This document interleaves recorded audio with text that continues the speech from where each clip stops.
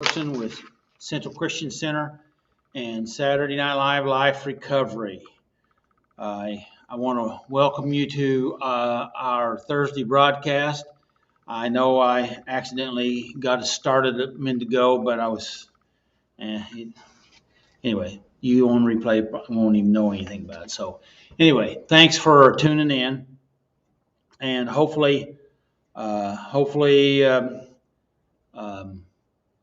this will be an encouraging word for you. I want to give an announcement on November the 31st. We'll be having a creation night here at the church at 6:30. It'll be for the kids. They're going to have games and candy and prizes and all kinds of stuff beginning at 6:30 to 7:30 in our fellowship hall, in the gym part of our fellowship hall. And then also starting before that, we'll be having a church family night meal, and church will be providing the main food, and if you'd like to bring a dessert, that'd be great. So anyway, today I'm going to be talking about confusion is a lie. And I was thinking about that this week, and it was just on my mind, and anyway,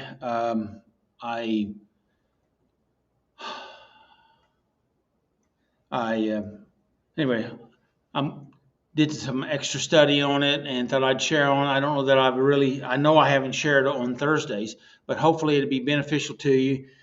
Because oftentimes people use confusion all the time, try to make their answer or whatever. But anyway, we'll be talking a little bit about that, and so we'll see how it goes. How about that?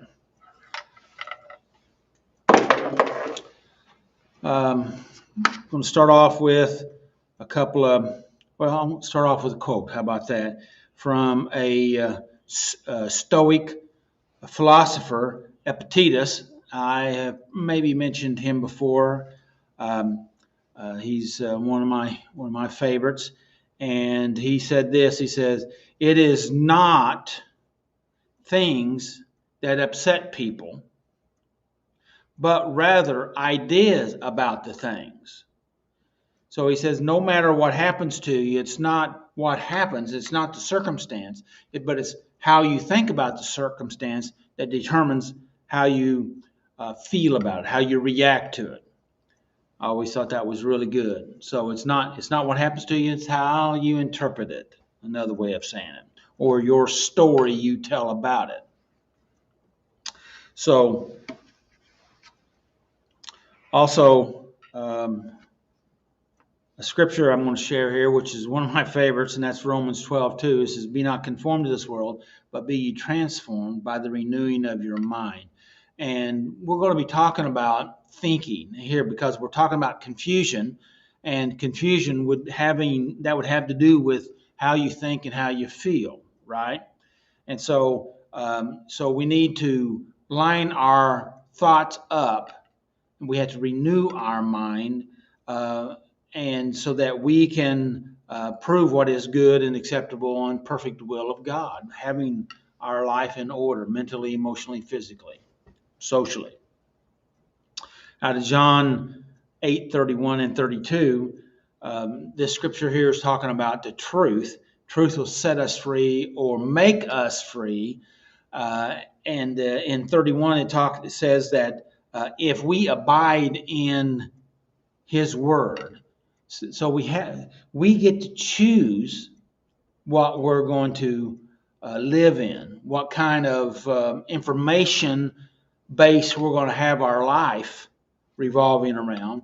And here he says abide or live, which I talked about a week or two ago, I think, about abiding. And he said, if you abide in his word, then you'll know the truth. You'll know it. And this knowing is more than being able to cognitive connect with it, but that you mentally, emotionally, that you'll know it.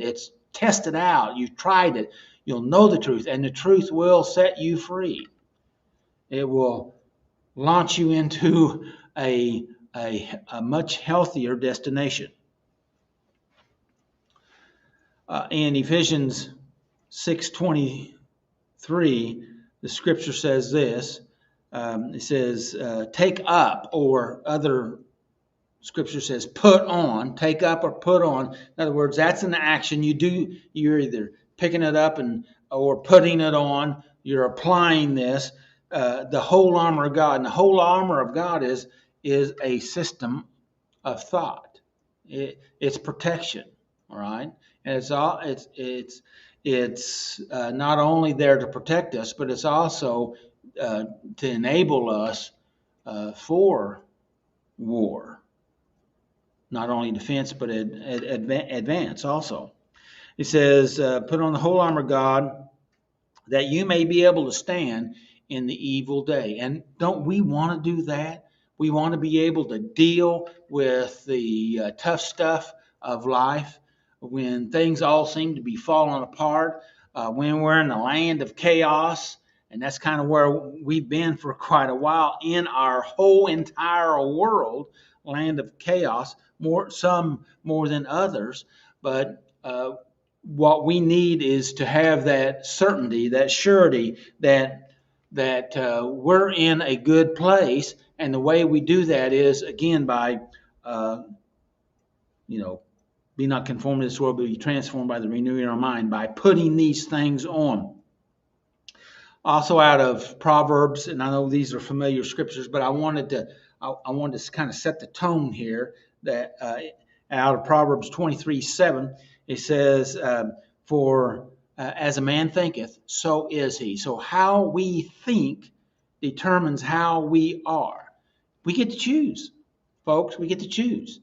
And the trouble is, a lot of us don't really choose. We let circumstances and situations and other people decide for us. And that puts us at an extreme disadvantage. Does that make sense? Hopefully it does. And I don't want this to be overwhelming to some of you, but I want it to be encouraging that you do have the right to choose. And some of you make this statement that I'm confused. I'm confused. I don't know. I don't know what to do. I'm confused. And we're going to talk some about that. And see, that's a choice. That's a decision, whether you realize it or not, that you have fallen into. It's everything you do is a choice. And being confused, and I don't mean this to be harsh, but being confused is a choice. It's a coping mechanism. Okay, we'll talk more about that here in a minute. And so I like this quote from a renowned psychiatrist and researcher, David Burns. He says, I suspect you will find that a great many of your negative feelings are, in fact, based on thinking errors or untruths that you are believing. And many years ago, I'd learned some things, and I learned about rational emotive therapy and about how to look at our thoughts. And that's what I want you to do today. I want you to look at your thoughts and ask yourself, what you're thinking, is it based on a truth or is it based on a lie? And he says he wants to lead us into all truth. But the trouble is, we want him to lead us, but we're not willing sometimes to follow. Do you know what I mean? And I know the hardest thing in the world to change is our thinking, but that's the most important thing that we can ever do. All right, let's move forward because we're going to run out of time. So most of us think that confusion just happens to us, like we're walking along and we fall into a pit of confusion. Well, Sometimes we can feel like that because things kind of overwhelm us. All these things come, and it's this mechanism, because see, our brain actually deletes more of what we're aware of than it actually lets go into our neural circuits. Deletes billions of stuff more than it lets in. And so sometimes we can get overwhelmed because we have all this stuff, and sometimes it's new stuff. And so it's and so our mechanism is to survival mechanism is to fight, flight, or flee. Some to faint. And so oftentimes we have to do one of those when we get overwhelmed to be able to cope. And the trouble is, we get caught in maybe some of those or one of those, and we get locked into this trap, and we don't work our way out. And then sometimes we fall into that state of being depressed, overwhelmed, or even nihilistic, hopeless. So we think that this confusion is a real thing, but it's not a real thing. It's just something that we're thinking. And I know that sounds like a weird statement, but the fact of it is, many years ago, I asked myself a question about myself. I thought, because I believed something about myself, that I questioned myself, and I said, what if what I've been thinking about me is not true? Maybe somehow I just made it up. And what that was that I was a worthless, no good individual that I didn't think was going to live past 30. And so I bought into that. And even after I passed 30, I still maintained a lot of that belief. And then I realized that I just felt like I was an empty hole that was like a vacuum and nothing could fill it up. Anybody out there ever felt like that? And I realized that's something that I chose to believe. And what if that wasn't true? And come to find out, it wasn't true. Yeah. Anyway, that's a whole nother story, but I wasn't even planning on saying that today. So here we are. We have this confusion going on, and we get so confused. And one of the things we say, and we get into a habit. You know what a habit is? Something we keep doing over and over. We say, "I don't know. I'm confused," and we get overwhelmed. We're afraid. We don't know what to do, and this confusion is really just a waste of our time and energy. It's a way that we're trying to, believe it or not, we're using that to try to keep us safe. Have you ever heard of the term self-sabotage? I believe that this ongoing state of confusion is a form of self-sabotage. We're sabotaging ourselves to try to keep ourselves safe. Now, doesn't that sound ridiculous? But are some of you doing that? How about you? Are you doing that? Think about it. Think about it. First step of recovery is becoming aware. So as we look at this confusion, and and we tell ourselves we're confused, and we use the reason why I don't want to be anything other than confused, because I don't want to take responsibility for what I'm thinking and what I'm feeling. And I want to tell you, taking responsibility for what you're thinking and feeling is hard stuff, but it is healthy stuff. Healthy. And so if we'll go ahead and take responsibility for what we're thinking and what we're feeling, then can we fix everything all at once? No, I'm not saying that, but it is part of the process, and it takes time to work it out. And the scriptures that I gave you earlier tells you that that's our charge.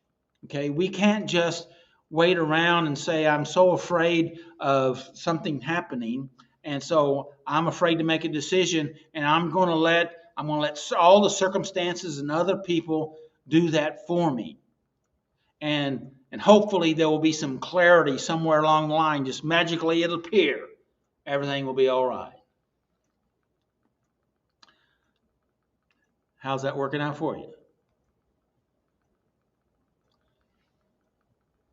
If you stop and look, you'll see that somewhere down the line you decided you had to make a step. You had to make a decision. You had to take some action. You had to choose. You couldn't let this continue to push you around.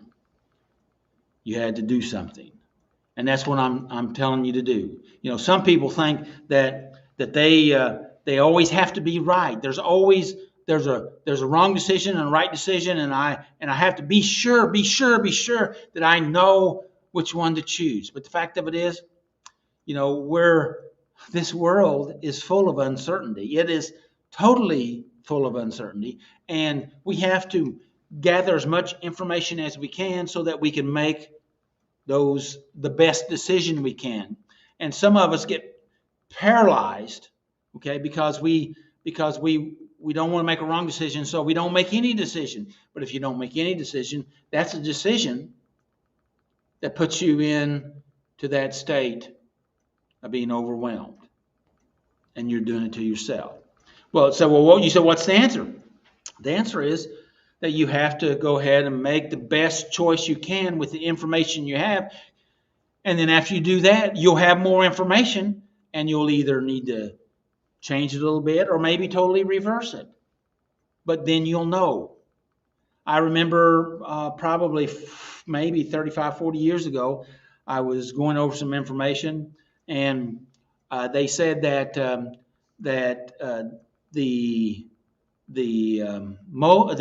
most successful CEOs in America only made 51% right decisions. And I thought, man, that can't be true. That can't be true, because I was under the belief that you had to do 99% or something like that to be successful. You can't make any mistakes. And they went on to say, because those CEOs that didn't make the decisions, they wait for the things to continue to grow and escalate, the problems get overwhelmed. You know how it is in our life. And then what happens is they get so big, they explode. The problems then take over your life, and then they dictate what you have to do.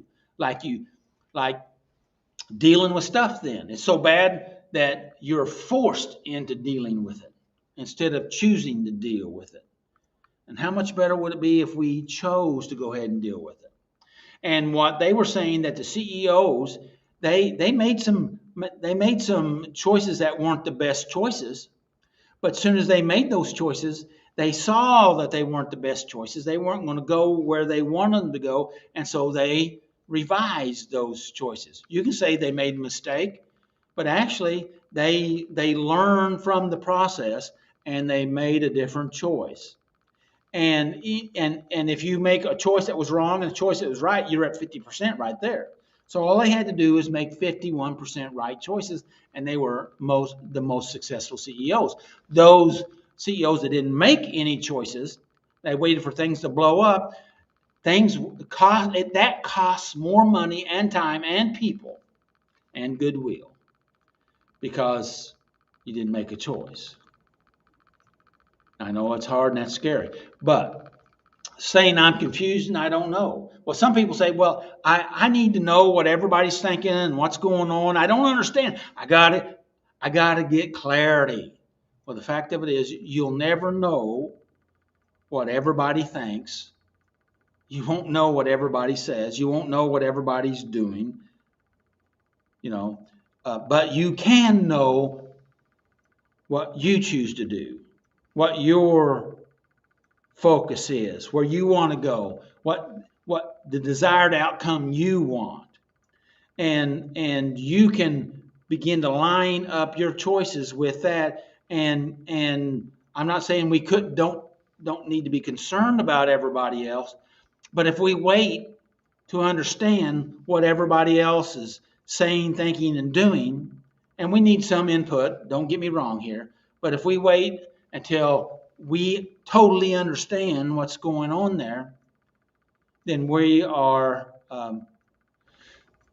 put ourselves in a bad situation, because the trouble is, a lot of people, they don't even know what they're thinking.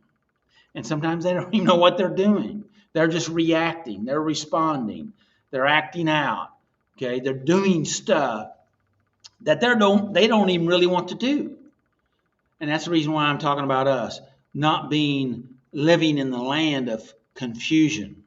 Okay, and that we decide to focus on what it is that we want. And then as we navigate our way through life, then we're able to make those choices. And because we're making choices and we have that desire to make healthy choices, we're moving in the right direction. Even if we make a misstep, then we say, I've learned that now. And I've done that. I've said, well, now I know that doesn't work. I've got that over with.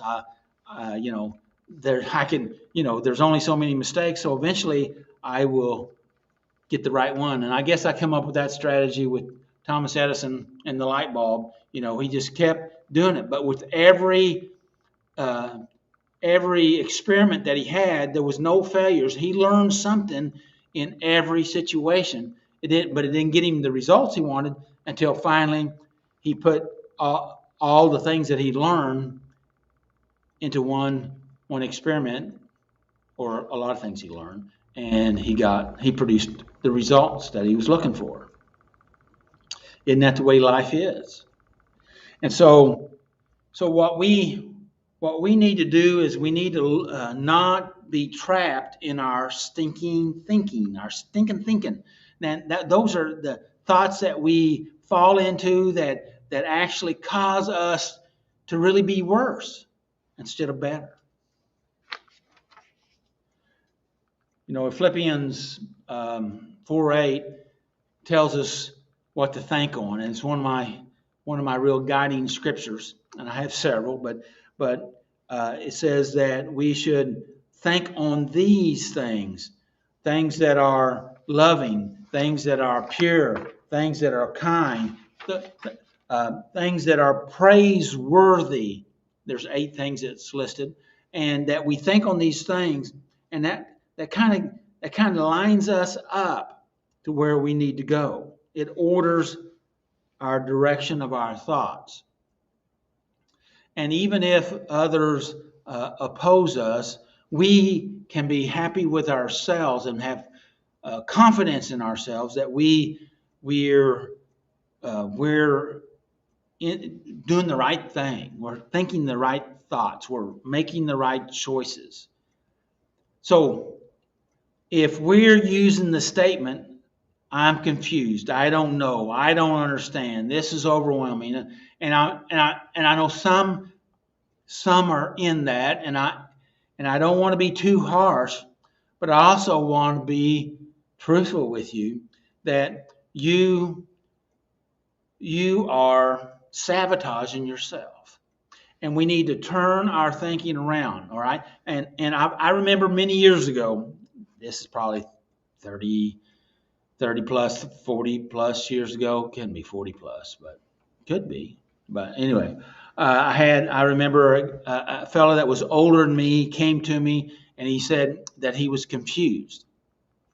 And so we talked about what some of the things he was confused about. But see, his deal, he had at least 3 major things that were kind of spinning around, and I said, well, I'm going to make a suggestion, see how this works. And I said, pick out which one's the most important of the 3. And he did. And I said, you focus on that one. Let the others go for the time being. And I believe if you deal with that one, everything else will fall into line. And guess what? That's what happened. Because every problem sometimes feels overwhelming to us, but if we will focus on it and then break it up, because it's pieces and parts, because everything in this universe is, right? Right? And so we just break it up and break it into smaller pieces, and where we're able to deal with it. It's kind of like, how do you eat an elephant? One bite at a time. You just do that. I know often on some business paperwork that I do, sometimes it's just so overwhelming because I have stacks of stuff that I've set out, and it's all over, and it's disordered, and it's kind of overwhelming. And I stop and think, and I say, let's do first things first. Let's get this out. Let's get this ordered. Let's get these things in order. Get them in dates. Figure it out. Take it one step at a time, and you just do it one step at a time, and then eventually you're there.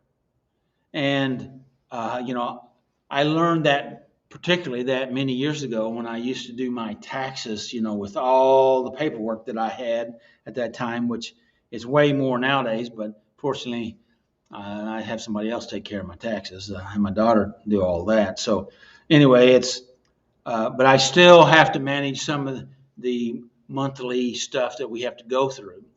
And it's not my most favorite thing to do, but I know I need to do it.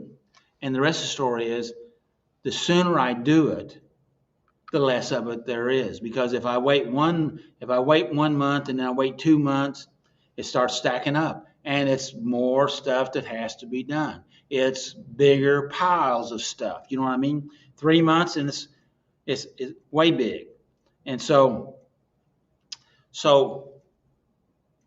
my message to you today is, confusion is a lie. Don't buy into that lie. Our brain wants to sell us that, because it would rather take a nap, because it takes attention and effort, energy to address stuff. But you know what? Your brain will be happy after you've done that, because they can say, hey, we made it. We can do it. All right. And you do that enough times, and you're not as hesitant. There is a way through this minefield. I always say sometimes life is like going through a minefield blindfolded. You go through it one step at a time, very, very slowly. So, anyway, I just want to encourage you to, when you're starting to get overwhelmed, you need to step back from yourself, observe what you're thinking, observe what you're feeling, and how you're behaving, right? And find what you can grab a hold of to begin to gain some sense that you're in control, because you can do this. And God has given us instructions that's what we need to do. He wants to help us in it, but our part is that we have to put on, okay? We have, out of Ephesians, we have to put on the whole armor of God. Out of Romans, be not conformed. That means we have to make a choice. I choose not to be that, and I choose to be this. So I'm going to end right here. I hope this is helpful for you. I know the overall strategy can be helpful. Think about it. Ponder on it. If we can be a help here at Central Christian Center, we want to be. So I want to say, may the Lord bless you and keep you. May His face shine upon you and give you His peace. Until we see again, make healthy choices.